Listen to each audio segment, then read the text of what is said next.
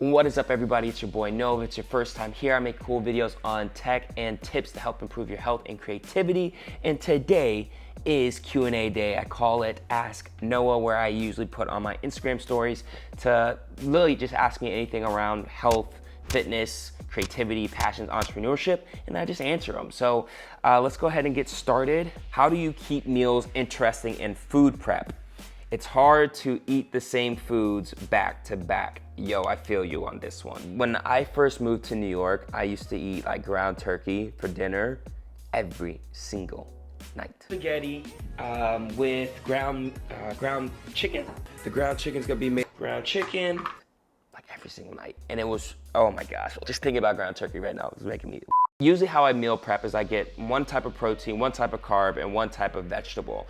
And then I'll get two different types of those. So for example, I'll get chicken, and then I'll get salmon. And then for the carbs, I might do rice one day, I might do quinoa, or I might do pasta. And for the vegetables, I might do carrots, I might do spinach, or I might do green beans. And then I'll just mix and match everything. And then there you go for 3 days. You can kind of mix and match your lunches and dinners, and you have different food types. So plan ahead of time before you go to the grocery store, figure out the different types of foods that you want to add and the different types of meals that you want to like eat during the week, and then just mix them up. Trust me, when it becomes a burden because the food that you're eating is really boring, you don't want to stick to it, and that's what makes this whole like being healthy, that whole journey of being healthy and fit, makes it just unreachable because it's annoying. And I don't blame you. If I was eating ground turkey every day, your homeboy would be eating donuts because that's exciting. What's the best way to lose belly fat? Belly fat, belly fat, belly fat.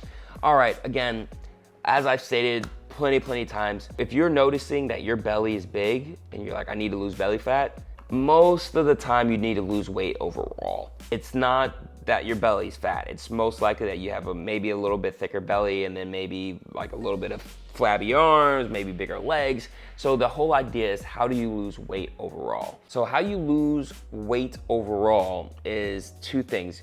You have to make sure that you're eating right and you're working out right. I know those are really basic answers, but it is basic. So for example, for the eating, we all know that you have to eat unprocessed foods, more fruits and vegetables, watching your portion sizes, but it's a little bit harder to implement that. And I think a good way to implement healthy eating is take one meal out of your day and replace it with something healthy. So if it's lunch, maybe it's like having a salad with chicken and pecans that go with it and, you know, a light dressing, rather than going to like, I don't know, Shake Shack or like Burger King or something. When you do that, you know, you'll kind of start to get into the habit of like eating healthy, and then maybe you'll replace 2 meals instead of 1 meal. And then next thing you know, you're meal prepping for like 1 day or 2 days. And then next thing you know, you're just eating healthy throughout the whole entire week. The second thing that I had stated was moving more.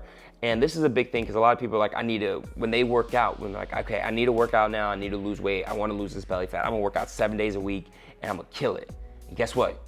You do 7 days a week and you end up like, this is just too much. Like, I'm tired every day, I'm exhausted, this is way too much. I always say, find ways to move more throughout the day. Burn calories during your day-to-day life. So thinking about whether that's taking a bite to work, parking a little bit farther from your job or the grocery store or whatever store you're about to go into, so you have to walk and actually get there. Maybe it's just taking a lap during work, like for lunch, but just find different ways to move more throughout the day, and you'll be surprised that those calories do add up. And then again, you can build on top of that. So then maybe you go to the gym once or twice a week, maybe you just attend a class, or maybe you just focus on stretching every morning. And then you just build on top of that until you get to a solid routine of physical activity. Those would be my 2 things, eating healthy and making sure that you're moving more.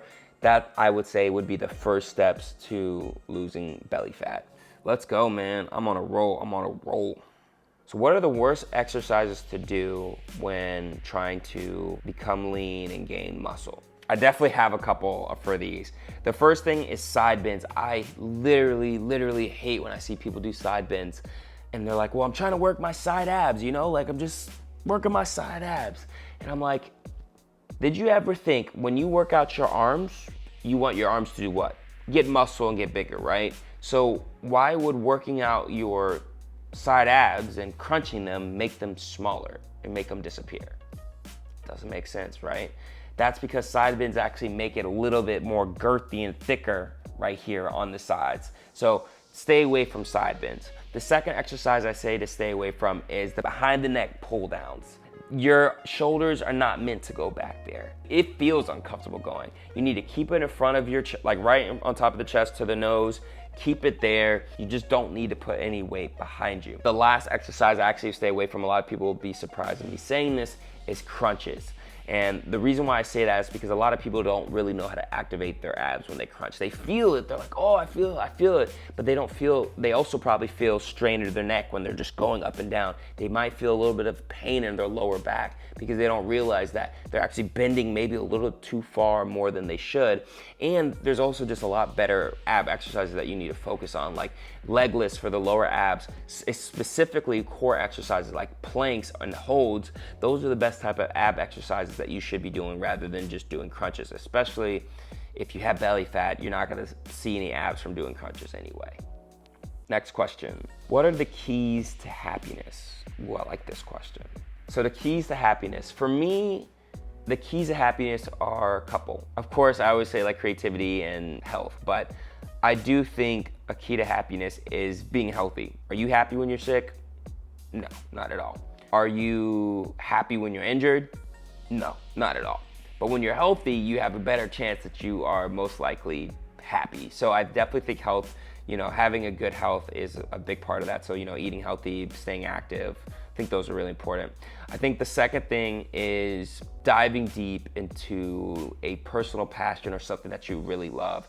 And I say that is because that motivates and drives you to live every single day. Like for me, making videos, working out, that stuff excites me on a continuous basis. And then using what I learn, while I'm filming and like working out and bringing that into the job and like promoting my coworkers to be healthy, and also like figuring out like how I can use my video skills at work. And it weaves so much into like my daily life, and it just makes me so happy that I'm doing things that I really enjoy. So I definitely think finding, whether it's like a personal passion or something that you just like to do, doing that on a consistent basis, whether it's at work or maybe not inside work, just find something that you're really passionate about that you can do on a consistent basis.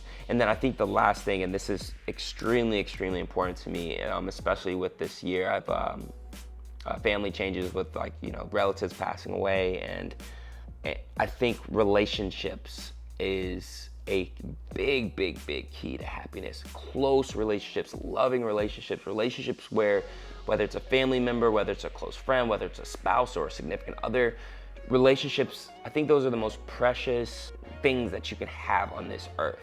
We just need people like in our lives. We need community. We're human beings. We need community. We need that togetherness. We need that. And I think when you don't have quality relationships and it's just very toxic, you're not in a place where you can be happy because you're not sharing, similar values, things that you like, maybe sad moments, happy moments, but relationships, they just hold so much to our life. And I think when you have the best relationships around you, that's also when you're the happiness. So I think those three things: your health, personal passions, and then also relationships.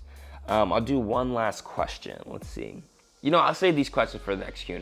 I'm literally about to get into a whole new thing with these. So I'm gonna end it right here. I hope you guys really enjoyed this Q&A. If you have more questions for me, go ahead and put them in the comment box below. Or if you're on Instagram, make sure you go ahead and put those in the comments below the caption and ask away, or DM me. Just ask me questions, whether it's about fitness, health, and I will be happy to answer them and put them on this Q&A for you. So I hope this video was helpful. I'll catch you later. You already know. Embrace the hype.